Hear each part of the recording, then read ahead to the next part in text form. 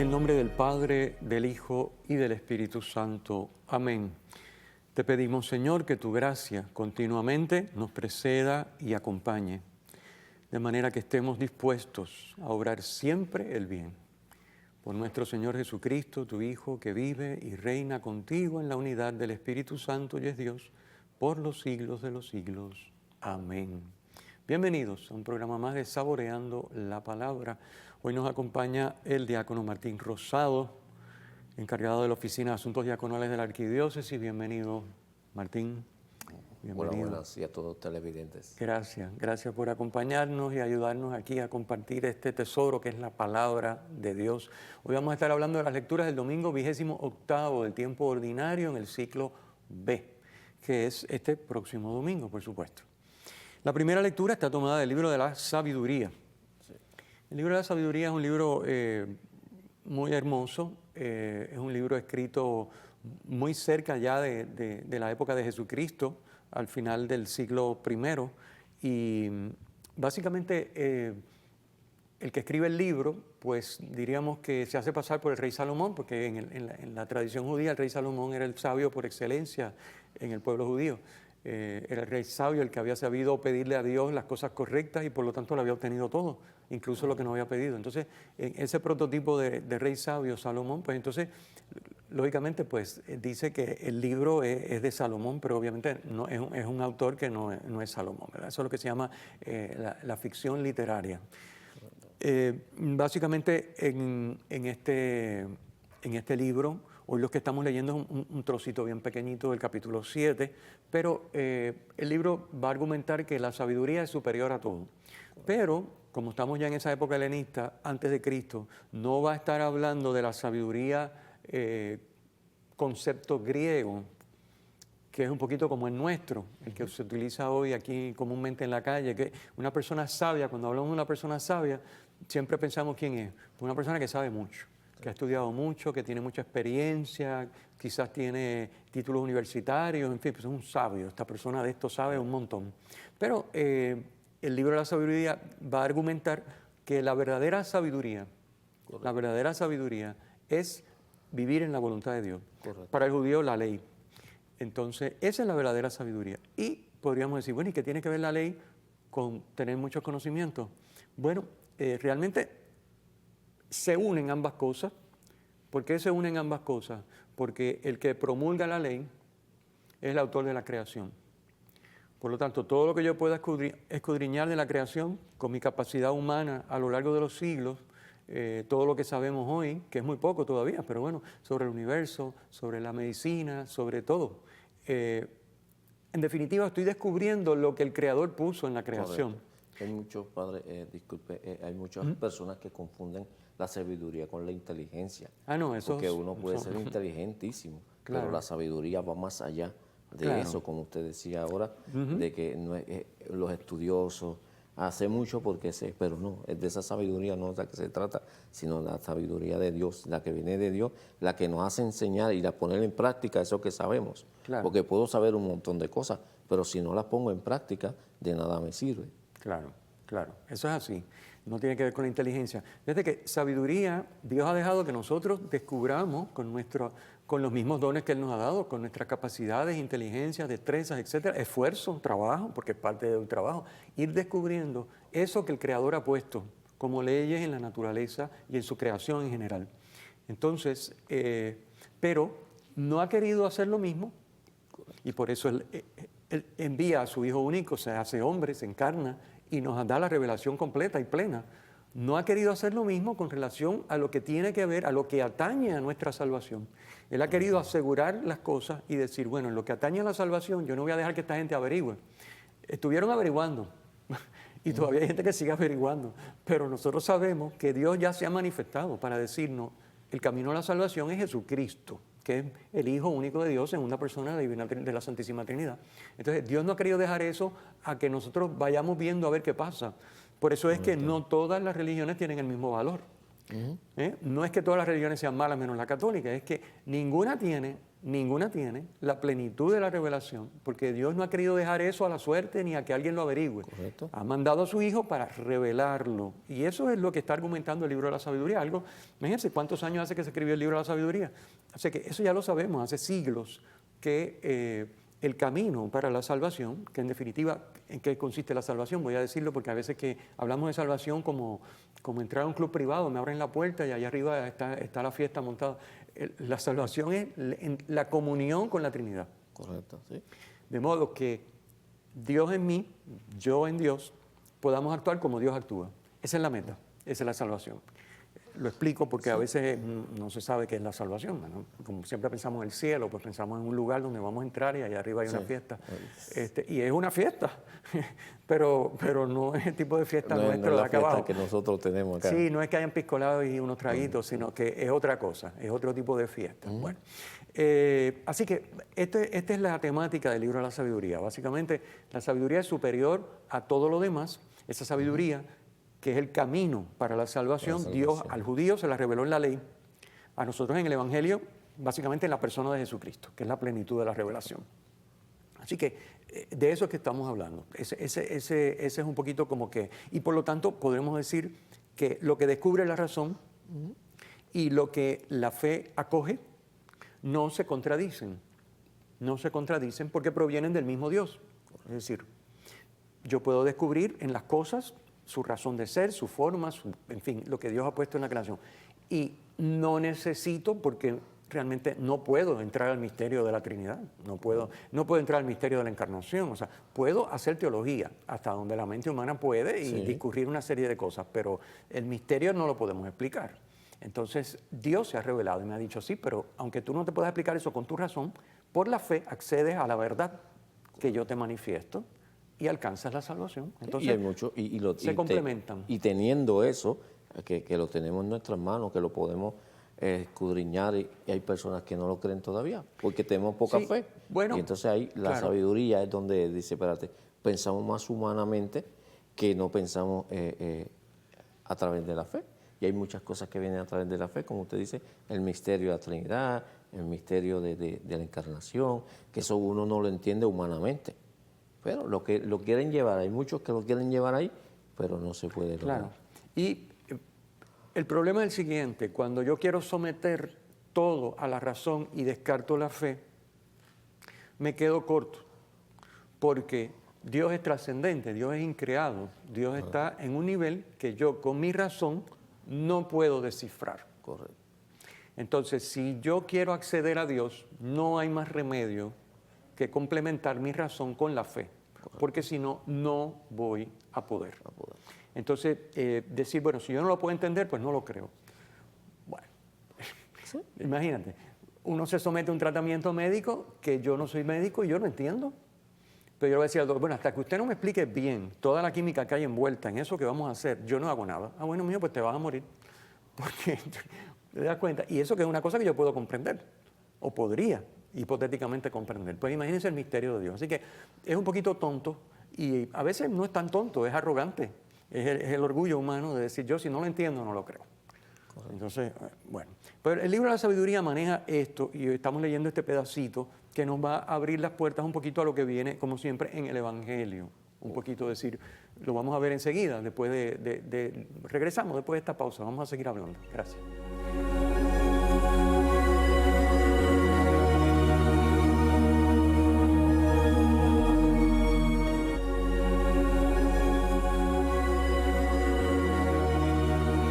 De regreso, saboreando la palabra, después de esta pausita, vamos a hablar, como dijimos, de la segunda lectura de este domingo, 28º del tiempo ordinario, ciclo B, con nuestro hermano, el diácono Martín Rosado, que nos acompaña. La segunda lectura es muy sencilla, básicamente, ¿verdad? La segunda lectura lo que nos está hablando es del poder que tiene la palabra. La palabra, en este caso, bueno, ya sabemos que la palabra es Cristo, ¿verdad? Esto es bien importante, la palabra es Cristo, pero la palabra... A Cristo, palabra, accedemos por dos vías. La palabra encarnada a través del sacramento, la palabra encarnada a través de la escritura. ¿Okay? Y aquí vamos a hablar un poquito de la palabra de Dios, escritura, en la segunda lectura, que es lo que nos está hablando, está tomada de la carta a los Hebreos en el capítulo 4. Y nos dice que esa palabra esa escritura juzga los deseos e intenciones del corazón. Por eso hablamos que es palabra de Dios, no es una palabra de alguien que la escribió sin más, sino que está la inspiración divina que hace que esa palabra humana sea también palabra de Dios y por lo tanto Dios se manifiesta, nos manifiesta cosas, más aún lo más importante de todo esto, además de lo que dice la lectura, que juzga, es decir, nos pone de manifiesto dónde estamos, quiénes somos, hacia dónde vamos, si somos sinceros, ¿verdad? Si no nos interesa, pues todos somos libres. Pero lo más importante de esa segunda lectura y de la palabra escritura es que tiene un valor, lo que se llama performativo. Quiere decir que hace lo que dice, porque es palabra de Dios. Y de la misma manera que en el Génesis Dios dijo y se hizo, pues de la misma manera, para la palabra de Dios dice una cosa, y si tú la acoges con deseo de que eso se cumpla en ti, se hace. Es lo que le pasó a María. Hágase en mí según tu palabra. Es decir, el valor performativo de la palabra llega a su culmen en María, donde ella engendra por obra del Espíritu Santo, por la palabra de Dios que le comunica el ángel y que ella acoge y le dice, hágase en mí según tu palabra. Y creyó y se hizo. Y Dios dijo y se hizo. Correcto. Okay, pues eso mismo pasa con la palabra escritura. Para los que la leemos regularmente, la meditamos, hacemos lección divina. Por eso yo se los recomiendo a ustedes, no dejen pasar esa oportunidad todos los días, la palabra que trae el misal, las lecturas de ese día, hay que leerlas y meditarlas todos los días. De manera especial la de los domingos, que son las que comentamos en estos programas. Así que no deje pasar un día sin tomar la palabra en sus manos, pero no es abrirlo a ver qué pasa, porque la Biblia no es una lotería, a ver si me pego, sino tome o bien sistemáticamente un libro poco a poco y estúdielo, medítelo, léalo, o bien lo que la palabra, la iglesia ha dispuesto para ese día como palabra para la celebración eucarística. Esa es mi recomendación siempre. Y seguirlo y verla, que la palabra esté en nosotros y hacerla de nosotros. Correcto. O sea, no verla para los demás, sino hacerla mía para poder ya llevar a cabo lo que nos dice la palabra. Y como dice, tajante. O sea, es cierto, es verdad lo que dice. Claro. Que de ahí parte también la sabiduría. El ser sabio es eso. Ese es el sabio. Correcto. Sí, porque lo que en el Antiguo Testamento era la ley, para nosotros es la revelación de Jesucristo, palabra encarnada, que viene, como dije, a través del sacramento y a través de la Escritura. Entonces, que esa Escritura se encarne en mí, se haga vida en mí, me pone en comunión con Dios, hace que Cristo viva en mí y por lo tanto que me transforme yo según el modelo de Dios. Es como una mano invisible la Escritura, que me va modelando. Pero como tú dices, es para mí. Sí. No es para yo pensar, oye, esto le viene bien a fulano. Mira, yo se lo voy a mandar por un mensaje de texto para que lo vea, porque eso le cae como anillo al dedo. No, es que la Escritura es para mí. Para nosotros. Para cada uno, para el que la está leyendo, porque es una conversación con Dios. Y que a través de nuestro ejemplo puede llegar a donde esa persona es la cosa. a través del ejemplo. Es la cosa. Vamos al Evangelio que tiene una página preciosa. ¿Saben cuál es el Evangelio de hoy? El joven rico. El Evangelio del joven rico. El Evangelio del joven rico. El joven rico que está buscando cómo consigo la vida eterna, porque ya he cumplido la ley para arriba y para abajo. Bueno, eso dice él, no la había cumplido, pero él dice que la había cumplido. Fíjense qué interesante el relato. Miren, les voy a dar tela que está explicado en el comentario escrito, que siempre al final del programa les voy a recomendar que vayan y lo busquen y lo descarguen y se lo lean. Son 2 paginitas, eso se lee en 2 minutos. Fíjense que él le pregunta a Jesús, maestro bueno, y no me voy a detener en lo de bueno, que también está la explicación, pero vamos, maestro bueno, ¿qué hago para tener vida eterna? Y entonces Jesús le dice, bueno, pues cumple los mandamientos, es decir, vive la ley. Para el judío, el camino a la comunión con Dios es la ley, que es la expresión de la voluntad de Dios. Para nosotros el camino es la voluntad de Dios. Es la ruta hacia la comunión con Dios. Y la expresión de la voluntad de Dios para nosotros, Nuevo Testamento, es la palabra encarnada de Jesucristo, Jesús de Nazaret. Entonces, bueno, pero como él está hablando con Jesús de Nazaret y es judío, Jesús le dice, pues cumple la ley, cumple la ley. Y entonces el muchacho le dice, bueno, pues yo he cumplido, mira, yo honro madre y padre, yo no robo, yo no mato, ¿verdad? Como mucha gente que dice, yo no robo ni mato, así que yo estoy bien. Básicamente el muchacho está respondiendo a base de la segunda parte del decálogo. Si nos fijamos bien, el decálogo ustedes saben que tiene dos partes. Los primeros 3 mandamientos son los que atañen a Dios y los otros van con relación al prójimo, empezando por los padres, que es el cuarto mandamiento. Entonces, con relación al prójimo, pues yo hago todo, o sea, yo me encargo de todo el mundo, soy caritativo con todo el mundo, cumplo la ley, no le hago daño a nadie, en fin. Y entonces Jesús le dice, ¿por qué no hablan? Fíjate qué interesante. ¿Por qué no hablan de la primera parte del decálogo? ¿Por qué no hablan de la primera parte del decálogo? Porque el muchacho no la está cumpliendo. Correcto. Porque el muchacho le dice, bueno, yo estoy haciendo todo lo que tengo que hacer. Y fíjate que él tenía un impedimento bien grande que es importante explicárselo a los que nos están sintonizando. Mira, para el judío, las riquezas eran, diríamos, como la respuesta de Dios a mi cumplimiento de la ley. Correcto, sí.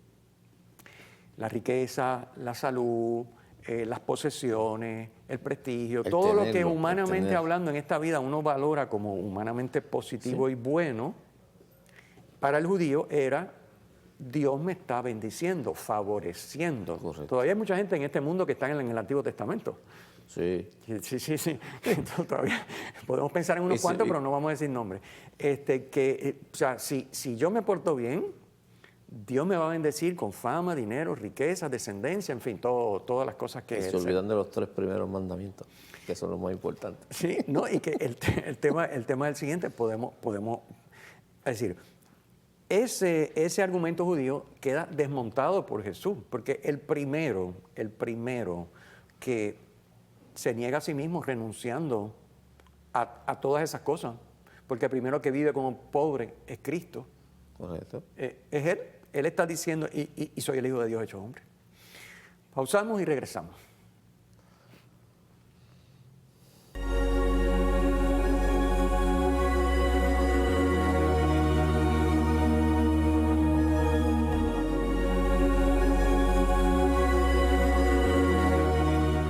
De regreso, saboreando la palabra, comentando las lecturas del domingo 28º ciclo B, el ciclo 28º del tiempo ordinario con nuestro hermano el diácono Martín Rosado. Antes de la pausa nos habíamos quedado y ya habíamos empezado a comentar el Evangelio, que es muy lindo, muy hermoso, el del joven rico que va donde Jesús a pedirle consejo a qué hacer para heredar la vida eterna. Y fíjense con qué misericordia trata Jesús a este muchacho, que le dice... No le toca, como ya explicamos, los 3 primeros preceptos de la ley, porque el muchacho le va a decir, no, pero todo eso yo lo cumplo, ya yo vivo todo. Pero Jesús nada más le habla de los otros 7 que son los que atañen al prójimo. Y él le dice, todo eso ya yo lo he hecho. Y entonces, claro, Jesús le pudo haber dicho, sí, pero los 3 primeros mandamientos, sobre todo amar a Dios sobre todas las cosas, perdóname, pero ahí estás patinando. Y Jesús lo sabía porque Jesús conoce lo que hay en el corazón del hombre y él sabía que ese muchacho era un muchacho rico que estaba pegado a su riqueza. Pero como también explicamos antes de la pausa, el muchacho probablemente se sentía justificado porque él pensaba que esas riquezas eran la bendición de Dios, según la mentalidad judía, por él ser cumplidor de la ley. Pero ¿qué pasa? Que cuando tú piensas eso y tienes mucha riqueza, pues ahí está la justificación perfecta. Para decir, yo tengo mucha riqueza, pero es Dios que me está bendiciendo. Así que estas riquezas son mías. Y yo hago con ella lo que quiero. Y lo primero que va a pasar es que vas a poner tu corazón en ella.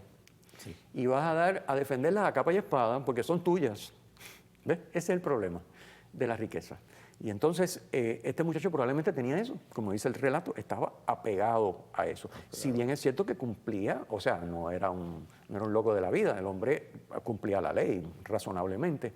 Pero no podía amar a Dios sobre todas las cosas porque su corazón estaba dividido entre Dios y la riqueza. Pegadito a lo que tenía, a ese poder que tenía. A eso que supuestamente no era malo porque era una bendición de Dios. Y es que en realidad las riquezas no son malas, ni los bienes materiales son malos. Esto es bien importante decirlo. Es decir, porque aquí trabajamos 2 extremos. Uno, eso es malo. Y por lo tanto, lo toco lo menos posible. Sí. El otro extremo, eso es mío y hago con eso lo que me dé la gana. Pero ninguna de las dos. Ninguna de las dos. Las riquezas son regalo de Dios, don de Dios. ¿Mm? Pero las riquezas en sí mismas dependen de lo que yo haga con ellas. Ya hemos explicado en los primeros 2 segmentos del programa que se trata de cumplir la voluntad de Dios para alcanzar la comunión con Él, que es la salvación. Si con las riquezas, al igual que con todo lo demás, con mi posición, mis prestigios, mis conocimientos, mi cuerpo, mi familia, todo lo que Dios me ha dado, si con todo eso yo hago la voluntad de Dios, perfecto, estoy en camino de salvación. Pero las riquezas tienen una particularidad y es que se pegan mucho. Correcto. Fíjense ustedes que Jesús en el Evangelio, cuando va a presentar una disyuntiva entre seguir a Dios o no seguirlo, es bien específico. El ejemplo que utiliza son las riquezas. Sí. Él dice, no pueden servir a Dios y al dinero. Pudo haber dicho cualquier otra cosa. No pueden servir a Dios y al prestigio, no pueden servir a Dios y a su familia, que lo dijo en otro lugar, ¿verdad? El que quiera a su padre o a su madre más que a mí no es digno de mí. Pero en ese momento dice, como representativo de lo que más se opone a Dios, no pueden servir a Dios y al dinero. Sí. Ojo con el dinero y la riqueza. Y esa riqueza aquí se ve materialmente, pero quizás en el día de hoy muchas veces la riqueza nosotros tenemos la sabiduría de poder ayudar a los demás y nos quedamos con eso. Ah, sí. Nos quedamos con eso mío y yo sé solucionar esta situación, pero solucionarlo tú pudiendo ayudar y poniendo esos dones que Dios pone en cada uno de nosotros, ponerlo al servicio de los demás, que eso se puede ver también como lo vemos ahí. Definitivamente, todos los dones con los que Dios nos ha enriquecido son nuestra riqueza, pero son una riqueza que es de Dios, aunque esté en manos nuestras. Esa es la clave para vivir correctamente, no solo la riqueza del dinero, todo. Si yo, porque está en mis manos, considero que es mío, ya se fastidió la cosa. Correcto. Porque es de Dios. Todo eso es de Dios. Y voy a tener, las cosas que no son mías, yo las tengo que devolver a su dueño. Cuando yo tenga que devolver la riqueza, voy a decir, mira, ¿sabes qué? Yo me la gasté haciendo lo que me dio la gana. Y mi posición, yo lo utilicé para lo que a mí se me ocurrió. Y con el cuerpo, hice lo que me pareció bien. Entonces, no le puedo devolver al dueño lo que es de él, porque ya yo hice lo que yo quise con eso. ¿Ven? Y entonces, claro, mi salvación está en juego, por no decir que la puedo perder. Ese es el asunto.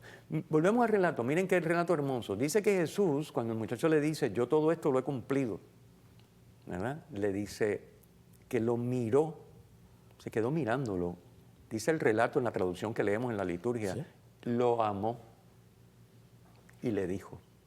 Si ustedes imagínense, porque eso es así. O sea, estamos ante Jesús y Jesús nos está mirando, y Jesús nos está amando, y Jesús nos está hablando, como le habló a este muchacho. Y le dio el mejor consejo que le pudieron haber dado en su vida a este muchacho. Sin entrar en polémica de si eran o no bendición de Dios por haberse portado bien y cumplir la ley y la riqueza. Inmediatamente, con una radiografía profunda, como solo Dios puede hacer, se dio cuenta cuál es el problema y le dijo, hijo mío, mira, vende la riqueza, dásela a los pobres y sígueme. Ahí te vas a enterar. Ahí vas a resolver tu problema. Correcto. Porque ese es tu problema.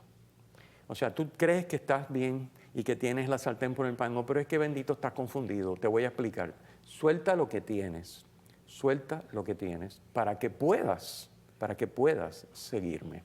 Para que puedas seguirme. Porque fíjate que el relato comienza él llamándolo maestro bueno. Maestro bueno. Y Jesús puntualiza, no hay nadie bueno más que Dios. Indirectamente estamos diciendo Jesús es bueno porque es Dios.